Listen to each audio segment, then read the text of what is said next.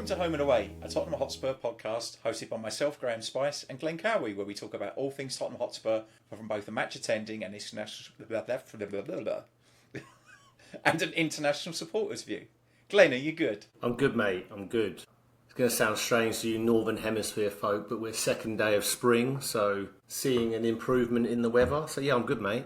It's pissed it down all day here today. This is my favourite time of year as summer ends in England and we start to warm up.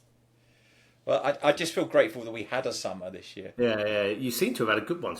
It's been really weird. Like apparently all of the pumpkins are like ready to go now. They're like a bit early. Everything's been premature. They're like all of the fruit's been and gone. It's weird. I don't know whether it's just a long dry spell we had through the spring or whatever. But yeah. Well, Tottenham look like pumpkins against bloody Bournemouth. So, good segue. Before I do that, though, we've got your mini-me with us. Thomas, good to see you. First time on video as well. How you doing, Thomas? Yeah, I'm good, yeah. Thanks for having me. Tried to cover it. Yeah, so yeah, I just wanted to... We'll go through a couple of things tonight. We'll go through the Bournemouth match, which shouldn't take long. You went to it, so you can give us that perspective, because it was abysmal. I watched it on about a 7-hour delay the next morning for me. So, yeah, well... At least you could forewind it. I was at a 50th, right? And it was wasn't a super boozy evening, really. But I got in the door at like 10 to 12 and the game started at 12. And then I thought, that's probably a 2:30 bedtime. Don't think I could be bothered to ruin Sunday. So I got up next morning, not knowing the score, and wish I hadn't given 2 hours of my life to that. You did well. Yeah, you did the right thing. Awful. Did you see it, Thomas, or did you see the highlights? Or? Well, yeah. As you know, I was away. I didn't watch it live. I was in York for the day with the missus, and I tried my hardest not to let it ruin my mood. Although I was in the toilet every 10 minutes checking the score. I did watch the game back on the Sunday. Yeah. I think from my perspective, I can live with a team, whoever the manager is, a team coming to Spurs, putting in a really good display, but us having a go, and you just hold your hands up and you say, you know what? We've been a bit done there. They played well. We just didn't offer anything. Like, it was reminiscent of a game from last season. We were poor. And I thought, actually, we got, in the same way that it was a tactical masterclass the week before against City, basically, Iriola did that to us. Like, we hardly got the ball to Richarlison. We hardly got the ball forward at all. All of the kind of passing lanes were blocked. Their press was really good. They targeted Porro with Semenya because he switched sides, just literally to give Porro a hard time, I think. And it really worked because so much came down that side for them. Yeah, and it could have easily been 3 or 4. Jed Spence had the England call-up curse. He had a nightmare. Yeah. I mean, he was playing them on, wasn't he, for the goal? Yeah, he was out of sync, and he just had a poor game overall. I thought. I don't think anybody came out of that with any kind of credibility. Maybe you could say Bergvale, but then also I'd be keen to get your guys' take on this. A, I didn't really understand the midfield for that opposition, and B, why did he done my pet peeve of managers, and I'm already getting on him. He's only been in 3 league games, but he made changes on 50 minutes. Like, if you're going to do it, just do it at half time. Then, like that, I never understand that. I've never understood that about a manager. It was obviously not working, right? Correct. Why give it 5 more minutes? Just change it. Pochettino did that, actually. That was a rule of his where if the team was losing or playing poorly, he would give, however badly we think it's a tactical misfit, he would always give them a chance to rectify in the second half. So maybe he wanted to give him 5 minutes, and it was not any better. No. I mean, and actually... once we made all the substitutions, we looked a far more balanced team and far better for it. But I think the final subs came in like the 75th or around that sort of mark, and when we had Udogie on, and then Spence moved to the right. We looked better balanced. We looked a bit more robust. Again, Bergvale came on, didn't he? He didn't start. Bergvale came on. We looked better with him on. Even I think Tell came on, didn't he, at some point as well? Offered. I mean, it was the first game. I thought Kudus didn't really give much either. He never got a lot of change out the left back. He didn't. He also didn't offer any help to Porro. Like, you can see that. Unlike previous games where he'd been really, tracking back and defending, Porro was really a bit bad for him as well, because he looked really bad, but actually he was just really exposed. I think he just completely outplayed us. And I'd imagine, like, from your perspective, Graham, you were there. I'm sure the atmosphere was good ahead of the game, right? You had Xavi Simons being introduced, like big, massive signing. I'll give you the so basically, I got the train, I walked down the high street. As I was going past the old town hall, and then there was the bit where the Change for Tottenham was supposed to be doing a big protest. Honestly, if there was half a dozen people there, it was probably about it. There was no one there. I bumped into another streamer there. I saw him outside, and I'm going to speak with him later on. I won't name names until it's confirmed. But but I didn't see anyone. None of the people who are supposedly fronting it were there that I could see. Well, and also it was really weird. Like in the middle of the transfer window, we're on the back of signing Xavi Simons, and they're complaining about the club. It was a bit of weird timing for me. And so got to the stadium with I met Alex at Seven Sisters. We walked down together. He was looking for we've got him absolutely hook, line and sinker now. He's looking for a black away shirt. Good on him. So we got up. We got into our seats early because we wanted to make sure we didn't miss Xavi Simons. And he was about 10 minutes before the game. He walked out on the pitch, and so that was cool. So I thought that really lift everyone in the stadium. The atmosphere was pretty good at the start, but it didn't take long before it was clear that it was not going to be our day very early on. Well, what was he thinking? Yeah. Well, the thing is, watching that game, I'll be interested to get your view, Thomas, but it's plainly obvious. Like, put it this way, I was looking, thinking, I'm really glad we've signed him because this is exactly what we need. Someone to offer something a bit different. But what do you make of that bit of business, Thomas? Do you feel that we would... Well, let me put it like this, put this in the room. Is he a better signing than Eze in terms of age, what's ahead of him, and price? No doubt about it. Absolutely no doubt about it. We kind of fell into it, really. It's been quite lucky the way it came around. I think you're probably right. I mean, and because in an alternative universe, we'd have been done with Eze, and we probably wouldn't even have... Or it would have been done before that. We'd have been done with Morgan Gibbs-White in the previous life. Yeah. I think... there's no doubt Eze's a top player. I just don't think he was a top signing. I just don't think he was a perfect fit for the system. He's not a winger. He's not a number 10, really. He's sort of somewhere in between. Let's literally play a system around him. They play a two behind the striker, but he plays sort of inside off the left. He's a funny player, really, Eze. But I think Xavi Simons definitely he has more of that midfield grit to play as a number 10 for Frank, as well as having the flair at the opposite end of the pitch. So I think it's a top signing. A great bit of business. And 51 million, right? Sorry, say again, Glenn, sorry. £51 million, was it, the figure? Yeah, it's good. I don't think that's bad value, actually. 4 million less than Vissa. Yeah. I saw that. Just when you get... Do you know, but the problem with that is, we talked about that on the live stream earlier with Newcastle.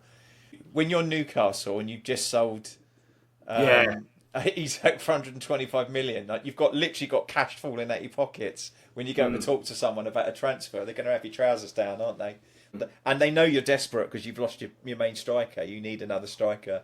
So, but yeah. Yeah, and look, just going back to the Bournemouth game, I think I'm not going to overreact, even though I maybe was a minute ago with my comments around the manager and all the rest of it in terms of what was he doing, what was he thinking. I think it's just one of those that you have to put in the bin and move forward. But I think it just brings back the skeletons of last season. That's what was worrying. I think we'd all thought that, like 5 minutes of Thomas Frank and everything was right in the world. When we've still got a bollock in us like that, easily. And the problem is to iron those out so that we end up, more consistent. I think that's the necessity, right? We need to be able to put out strong performances on a consistent basis. I thought defensively we got a bit found out. I'm not sure. I think it was the formation or the players in the formation. But we were lucky enough. Vicario had probably his best game for us. Well, he made about 2 or 3 really top draw, really, really good saves. That tells you everything about the defensive performance. Yeah. It almost reminds me of a bit of an anecdote. Years and years ago, 2014 World Cup. I can't remember who the USA were playing. They might have been playing Belgium. And I came in the door and Lindsay's aunt was visiting and she was saying how amazing it was that Tim Howard had made like the record amount of saves in a World Cup game. And I said, that's not a good thing. It kind of reminds me of that. If your goalkeeper's a man of the match, things didn't go well. Yeah. Jeez. But no, he did have a good game, and he needed to because it could have been 3, 4, or 5. But I think the best way to move on from that is just. And the frustrating thing is, obviously, we all bugger off to international duty. I was about to say the best way to move on from that is to go and get a result against West Ham, but that's not now for 2 weeks, which is really frustrating. I know. Every time, every year, it's the same. And there's a mad stat: 9 times now we've beaten Man City, and then the following game we've lost. And also, I think it's about for 3 years we've lost every game just before an international break as well. I mean, And do there's they been have a lot one of eye on international it? breaks as well. Is there something with that? Like, do the players have one eye on it? Do our international players have an eye on not wanting to get hurt before they go and represent their countries? You know what I mean? I might have levelled that against 1 or 2 of them in the past, but I'm not sure. No, I just think it's. I think that's just. I think so. I like to think so, at least. Yeah. But then closer to home for you, Thomas, in terms of where you live, strange result. The City Ground with West Ham going up there. So it was a weekend of odd results. Did not see that coming. Yeah, me either. And then obviously Brighton beat Man City as well. Yeah. Did you see? I'm not sure if it's 100% confirmed or if it's a joke. Marinakis, who smashed his iPad where he sits in the stands, smashed it to Sounds pieces about again. right. Well, did he sit on it? Did he try He's a nut job, absolute nut job. They're still doing business now. Yeah, I've seen Zinchenko. Yeah, Zinchenko on loan. Well, Nuno was saying they needed a fullback, and I guess he can play at left back. Yeah, when needed. But yeah, strange club.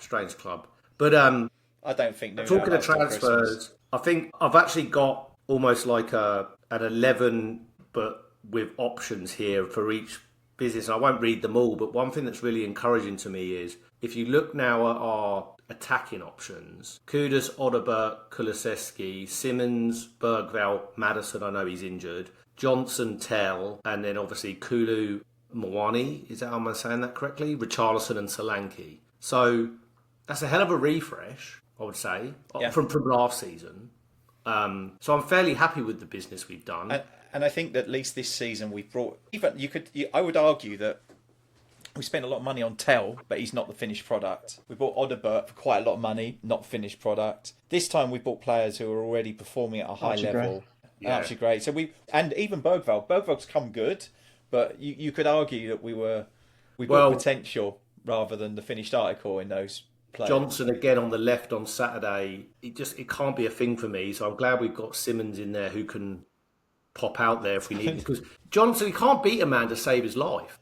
It's like, and there was one time there was a really good cross from the right hand side, and the one time you wanted him to be on the back post, he wasn't there.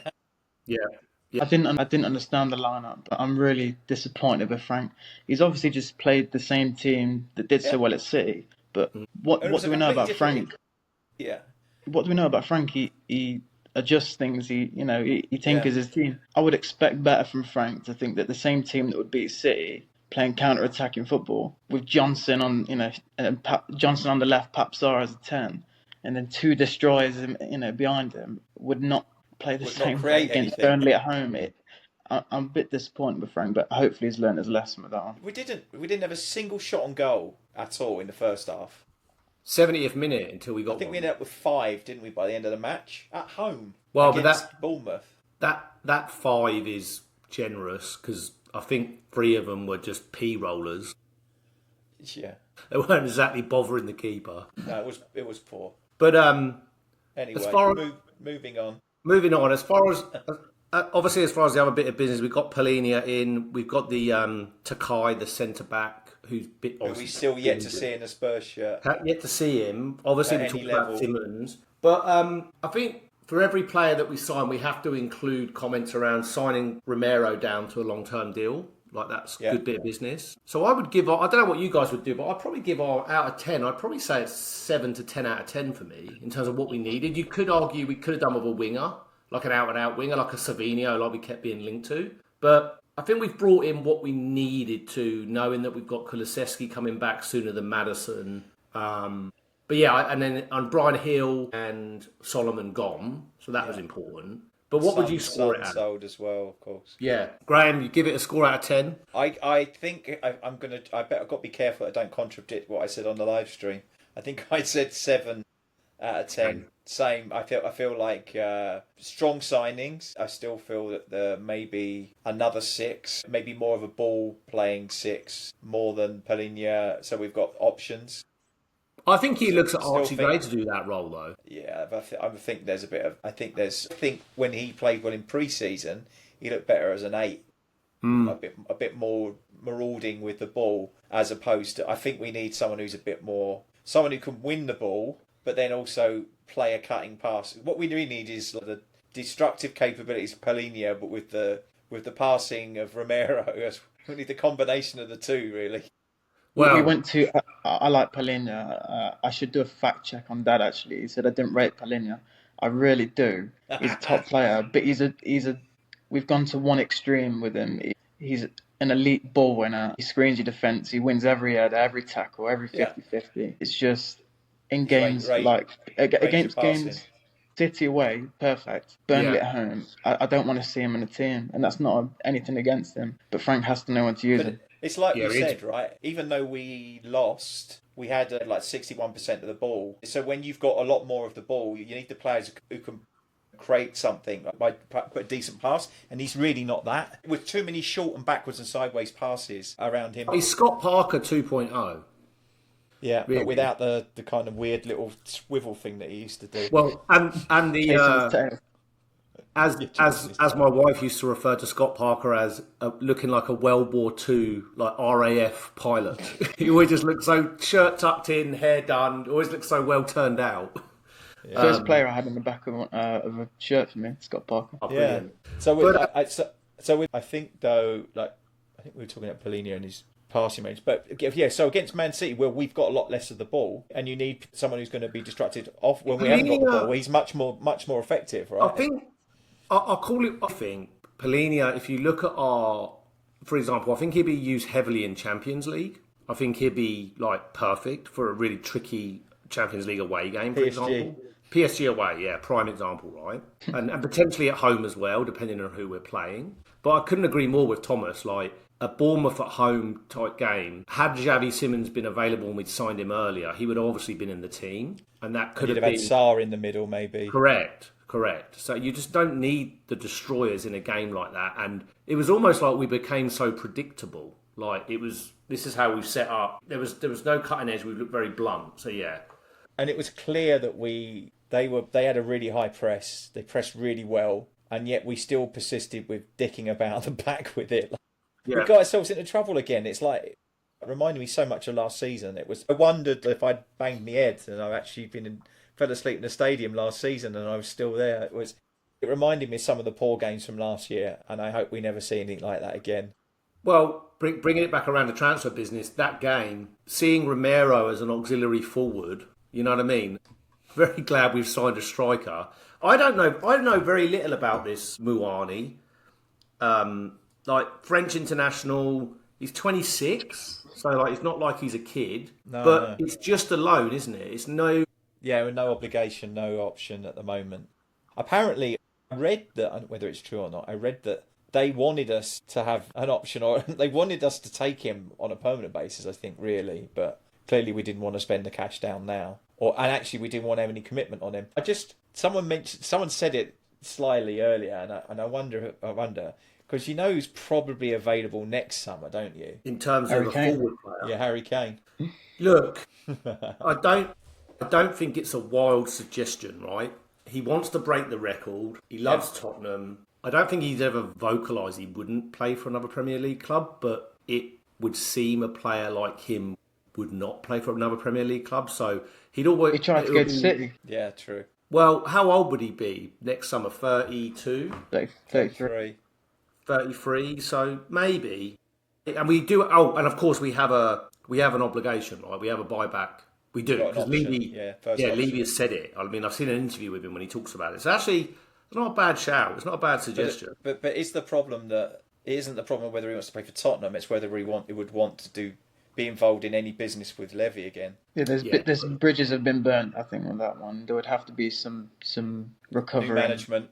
Yeah, under new ownership. yeah. Let Paratici take that Look, one.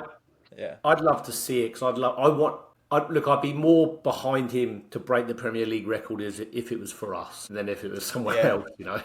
I'd love to see him If do he that. goes somewhere else, he's fucking dead to me. Yeah, always, yeah. Yeah. But yeah, I mean, and then just looking like over the rest of the team, I think we're good in defence. Midfield with the signing of Simmons and what we've got to come back with Kulusevski, I think we're fine there. And then, as I said, like that front area of the pitch looks a little more refreshed because Richarlison's got a performance in him or he can break down. It's like the sublime to the ridiculous with him. So you don't know how many more games you could get out of him. So I think we've done fairly good business. But Thomas, what would you score us out of 10, mate, for the business we've done? Or haven't done, maybe, in your view? If you offered me this at the start of the window, I would have said a 9. But now, I think, I'll probably copy Dad and say 7. Just because it's good, but it had the potential to be even better. And I think we've missed a couple of tricks, actually. So I'm not sure what happened to we were heavily linked with Ademola Lookman as well, weren't we? And I think he was offered to the Akanji. club more so than we were interested. Maybe. But I think we brought great players in. I just worry about the process. Because, 2 weeks ago, it was well reported that we put in £55 million bid for Nkapie, who went to Arsenal as a sort of centre-back who can play full-back. How can you put in what would be a club record bid for a defender and then not, miss out on him? Obviously, he's gone to Denmark over the road. Another defender. And yeah, I don't understand the process there. I feel very similar. I think everything is opportunistic. I feel like if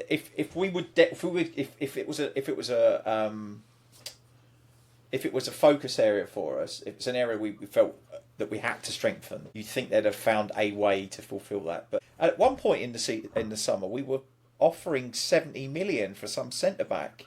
I can't remember someone that bought Zabani, yeah.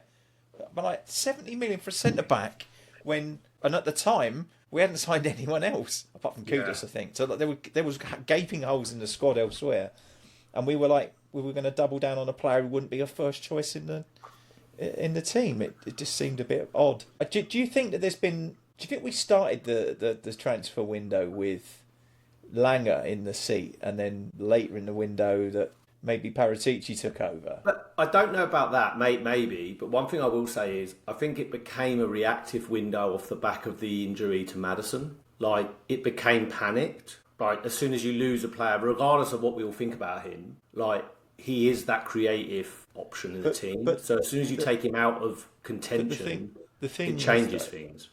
Yes, I agree. We probably panicked. But anyone who looked at our squad last season would have told you that we needed another number 10 anyway, even with Maddison not being injured, right? We needed competition in that position anyway. And we did, right? We went after Morgan Gibbs-White. Yeah. Was that before he was injured, wasn't it? Or was that... I think that's Glenn said the Maddison injury was the sort of pothole in the window. I actually think it was the missing Gibbs-White. I think they waited because they thought eventually, there's nothing Forest can do to stop the deal. Yeah. And then weeks of waiting just for, and wasted for what? The time. Wasted his time. I just feel like we always seem to start... What frustrates me is that you watch other clubs. They're doing business before the window's even open. Yeah. They've got... Players are signed up and then they join on the day that the window opens. Why aren't we doing that too? It just feels like we missed the boat on. And actually, I feel like there's like a 2 or 3 tier transfer window in some ways, right? There's the absolute top tier players who get picked up by the top tier clubs with the most money and the reputation to go with it. And then there's the ones that we're going after is kind of like the next tier down from that. Well, we've got the money to do it, but we don't have the reputation sometimes to sign those players. And then there's everyone else who we don't really want, but we end up shopping there quite often as well. I actually think Kudus and Simmons are in that sort of top level player. I really do. Even though Simmons we sort of fell into, because we went for how many players before him. But it makes me wonder why no one else was in for him. Well, they were. Chelsea, not enough to put the money down though. Well, Chelsea, by the sounds of it, convinced him to join at the start of the window. and basically Yeah. had him on hold and But basically that's told him we have to sell this player and that player before we can strike a deal. but why they were saying that, they were buying another 6 players. It just doesn't make any Yeah. sense to me. Chelsea, it's not really a football club, is it? It's like a bring and buy sale. I also think we have to put a little bit of stock into what Simmons has said. I don't know why he would lie, but it seems to me that he wanted the move, right? He wanted a move. I think he would have preferred Chelsea be honest, if they'd have put the money down, he'd have gone to Chelsea. He wouldn't have mentioned Tottenham, would he? Well, Van der Ven. I don't mind. Do you know what? I don't mind. Yeah, As long as he's here now, and as long as he wants to be here, I'm completely fine with I think that. Van der Ven and him are quite close from the Dutch national team. So I guess we're only really know. Well, two things. We're only really know until we get going, but then I hope he has to hit the ground running, right? We can't wait, because he's our creative option at the moment. So he has to start against West Ham, and he has to hit the ground running. He has to do what Ekitike has done at Liverpool, right? In terms of The frustration is that because he'll go away with the Netherlands. well, this is it. I looked at they're playing All Poland, of our new I think, signings will be away with their teams. Yeah. So we'll probably come back on the Thursday or Friday before the next game. So they'll have probably one training session or two at max before the next game. So we're going to be relying on them just being fucking good footballers rather than them being coached in a system. Yeah, let me just I want to actually look at the fixtures for, well, particularly we're talking about Simmons. So the Netherlands play Poland on the 4th, and then they play Lithuania on the 7th. So he'd actually be back. He should be back that Monday or Tuesday, the 8th or the 9th. So that's almost a full week. Not a full week, but 4 days. So there should be a little bit more than just a day or two to train. But point taken, I don't disagree. Isn't there a cup game that week? Or is it the week after? Week after. We don't play... Well, at least I don't think we do. Yeah, West Ham. So the 13th of September is our next game. It's a good time to go on holiday, I think. International break. Yeah, exactly. Yeah, definitely. Exactly. Well, moving away from transfers, the one thing, Graham, we didn't touch on last episode because I completely forgot was even though it's not really a draw, but the Champions League draw has taken place. Yeah. In terms of our fixtures, we've got Dortmund, PSG, Villarreal, Frankfurt, Slavia Prague, back to Bodo Glimt, Copenhagen, and AS Monaco. And obviously Frankfurt as well, again. And Monaco's got a little connection with Eric Dyer. He's there now. Yeah. And Villarreal have Juan Foyth, who will be returning to the new White And Hart Manor Lane. Solomon now. Yes, indeed, if he's able to play, yes. So I think our first game is in a couple of weeks after the West Ham game, which is Villarreal at home. The PSG game is away. We've got the third round of the League Cup as well, haven't we, around that week as well?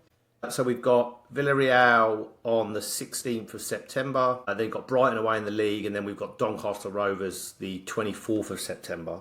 And then we go to Bodo on the 30th of September. So Before it turns into an icy time. Yeah, exactly. So I feel that the teams that we've pulled out, I feel quite happy with, to be honest. I think we gave PSG a game already this season. So they were the biggie, and then obviously Borussia Dortmund, I think they're at home. We're four from four against Dortmund, aren't we, in the Champions League? I can see us getting enough points to I think it's like top 8 go straight in, and then you're playing a playoff 8 to whatever it is. I did see someone, the Dortmund admin for their Twitter account was like, "We've got this team, and this team, and Tottenham." And I was like, hold on a minute, like, you with your monotonous, boring drum bollocks, we've beaten you 4 out of 4. Oh, we've lost twice. I watched the draw, and we were referred to by one of the draw people as the Europa League finalists. I was like, winners? Yeah, thank you. Yeah, no, indeed. I looks like we lost Thomas. I just noticed. Yeah. I'll see whether we can get it back in. His pitch was a bit grainy, but we don't have a game to review. That, to be honest, mate, that was all I really had in terms of transfers. Bournemouth Yeah, game, that's pretty much it. I think I'm all talked out after the live stream earlier as well. But that was a lot of fun, and we'll do some more. The only other thing I'll mention before we close out, I don't know if it's sad news, it's just unfortunate news. I see that Dele Alli has been released by Como after playing one game. It's quite the fall from grace. Yeah. I wonder where he'll end up. I think I could actually see like back to MK Dons or something, you know. Yeah, he just needs to play football, doesn't he? He's only 29. I'm not sure whether he's. I mean, I don't know why it didn't work for him there. Whether did he play at all? I think he played maybe a couple of games. One game, I think. Yeah. Yeah, you wonder what went wrong there. Market value according to FOTMOB, £900,000. Do you remember when he was touted as £100 million player? Yeah. What a shame.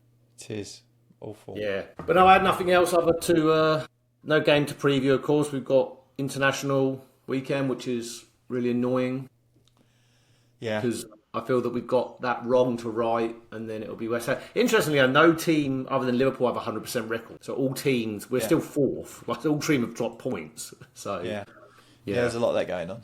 Yeah, but nothing more to add from me other than come on, you Spurs. Yeah, thanks to everyone who's listened in. Please like and subscribe to the podcast to tickle the algorithm so we can get in front of more Spurs supporters. And as Glenn said, come on, you Spurs. Let me be the one that you turn to, someone you can rely on, closer each day, home and away.